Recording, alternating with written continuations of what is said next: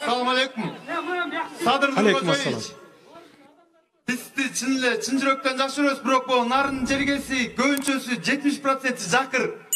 Анан бул жакта чын эле үйгө жетпей жүргөн, жерге жетпей жүргөн азыр жерди сурасаң 300 доллар, 300 сом, 300 миң сомдон артык айтпайт да.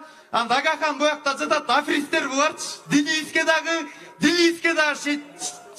неме келбейт да. Дениске дагы шайкеш келбейт. Мен алдаткам. Сертификатымда бар.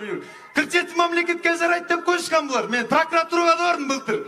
Анан Россияга кетип калдым. Мен прокуратурада айтып атат, кой, бул частный экен, эчке колуңан келбейт сенин. Деп ошондо мен прокуратурага да кайрылдым, документтерим бар, бүт. Соцпомощко да 3 жыл иштедим.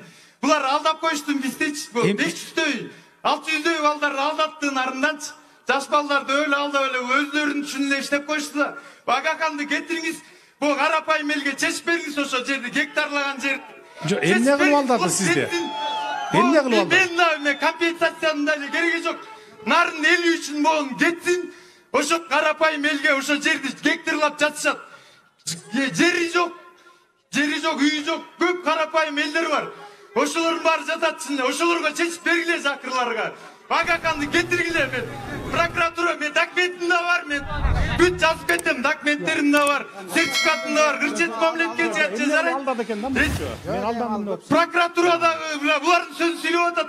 СМБ да булардын сөзүн сүйлөдү. Милициялар да ушулардын сөзүн сүйлөп атат. Сиз эркек болсоңуз чечкин Садырбай эке. Макул, караштырып көрөлү эми, эки жакты тең териштирип көрөлү.